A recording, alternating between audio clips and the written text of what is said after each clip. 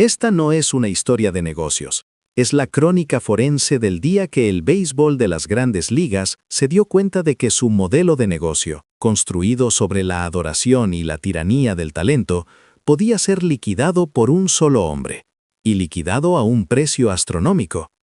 La noticia estalló como una supernova en Wall Street y en los clubhouses de todo el país. La venta de los New York Mets por una cifra que desafía la lógica y la historia.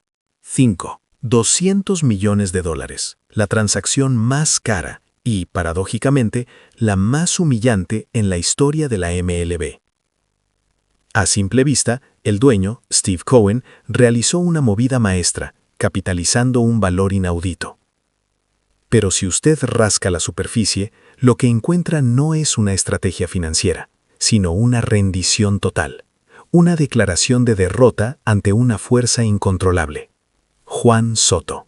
Muchos se preguntaron en las tertulias deportivas, ¿cómo es posible que un equipo valorado en miles de millones de dólares se colapse por la presencia de un solo jugador, por brillante que sea?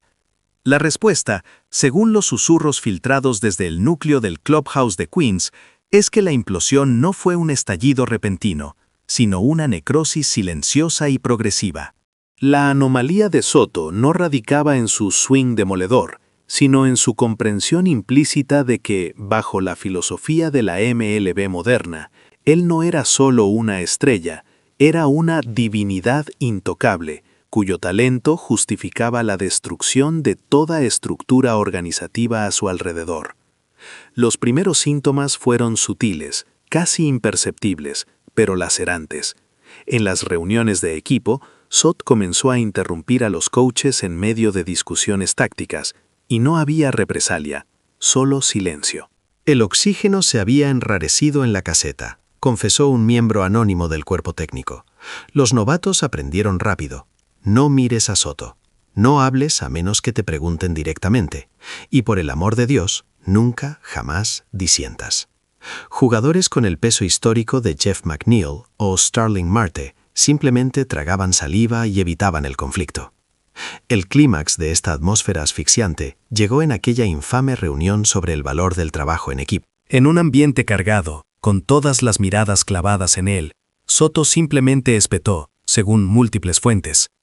Ya basta de hablar de equipo. Todos aquí saben por quién estamos jugando, y quién es realmente el que sostiene esto. A partir de ese momento, el club no era un equipo de béisbol. Era el feudo de un déspota, cuyo talento era la única ley. La verdadera tragedia, sin embargo, recayó en el capitán, Francisco Lindor, ese jugador que, en el papel, debía ser el contrapeso ético. Lindor no era ciego. Entendía que la tensión escalaba, pero cada vez que se acercaba al punto de confrontación, elegía el camino del apaciguamiento, pensando, si choco con Soto ahora, el equipo se desintegra antes de la temporada. Pero esta pasividad, este doloroso trago amargo del capitán, fue precisamente lo que le quitó el último dique de contención a la arrogancia de Soto. El capitán, por temor a la explosión, terminó garantizando la implosión silenciosa. La primera grieta visible y decisiva se produjo con la partida de Pete Alonso a los Orioles de Baltimore. No fue una simple decisión de agencia libre, fue un portazo resonante. Alonso, según cercanos, se desahogó poco antes de irse. Aquí ya mi voz no tiene peso. Mientras haya alguien que crea que el nombre lo es todo, esto deja de ser un hogar. Todd Frazier, exjugador y conocedor de la cultura del clubhouse, lo analizó sin rodeos. La organización de los Mets elevó tanto a una sola figura que devaluó, relativamente, el valor de todos los demás. Alonso no se fue por dinero, se fue por dignidad. Su partida fue la desesperación callada, no una rabieta. Esto fue el primer dominó. Le siguió Edwin Díaz a los Dodgers y Brandon, el símbolo, traspasado a los Rangers. Oficialmente era una reestructuración fiscal, pero para los que vivían en el vestuario era una evacuación. No estamos ganando, dijo un relevista entre lágrimas. Estamos retirándonos. Si fuera por táctica lo entendería, pero aquí ya no queda el sentimiento de equipo. La frustración escaló hasta el punto de no retorno, aterrizando finalmente en el despacho de Steve Cohen, el hombre que había invertido una fortuna para ganar. Cohen no es un hombre de reacciones emocionales, pero su límite se quebró con la difusión de una frase atribuida a Soto, dicha a un grupo de compañeros y que llegó a oídos del front office. Nadie puede hacerme nada.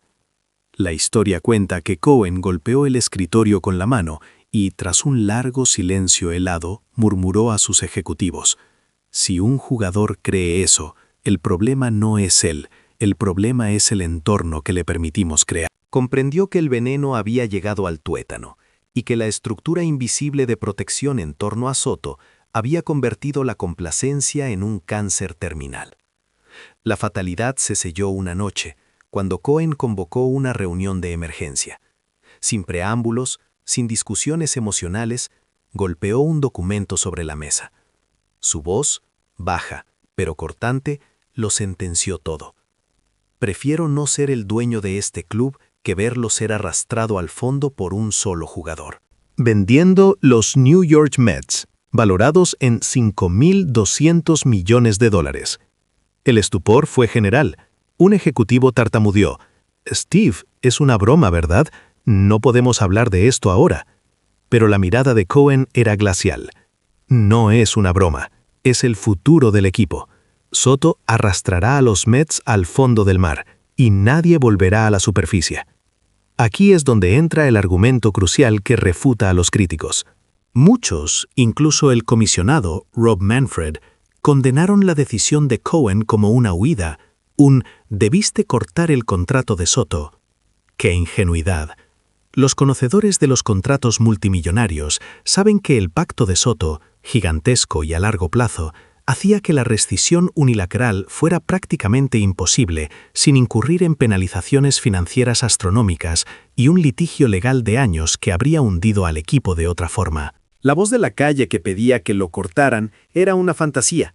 El contrato no era un refuerzo. Se había convertido en una maldición que maniataba a la organización. Cohen no estaba vendiendo por capricho, estaba vendiendo la maldición. Y así llegamos al giro final. La razón por la que esta venta no es solo un récord, sino un presagio del futuro de la MLB. Horas después de la solicitud formal de venta, Cohen recibió una llamada desde Londres. No era un banco, era un consorcio de inversión deportiva ligado a clubes de la Premier League europea. Su tono fue desapasionado y profesional. Entendemos el caos con Soto, pero no es fatal. Para ellos, los Mets no eran una franquicia desintegrada. Eran un activo global que requería una reingeniería organizacional al estilo europeo. La oferta se acercaba a los $5.200 millones y el precio se mantuvo porque su filosofía era distinta. Ellos no veían a Soto como el centro, sino como el objetivo de la solución. El rumor de esta venta encendió las alarmas en la MLB. La lógica europea, donde el escudo y la institución siempre están por encima del jugador, estaba a punto de inyectarse en el corazón del béisbol americano, un deporte que ha permitido que la autonomía de la estrella se salga de control. La persona que filtró la información clave lo resumió de forma magistral. Si se confirma esta adquisición, los Mets se salvarán, pero el nombre de Soto será recordado como el detonante que acabó con una era, porque la primera baja de la lógica europea siempre es el rey incontrolable. La venta de Soto, $200 millones, no fue el fin de los Mets, fue el coste brutal de extirpar un tumor llamado arrogancia institucionalizada, un golpe de martillo para recordarle a la MLB que el talento sin disciplina, respaldado por un cheque imposible de cortar, siempre devorará la casa que lo alberga. Es la respuesta, sellada en oro y desesperación, a la pregunta de ¿hasta dónde está dispuesta a doblarse una organización para proteger a un genio, antes de que ese genio decida que, para que él brille, la organización debe arder hasta los cimientos?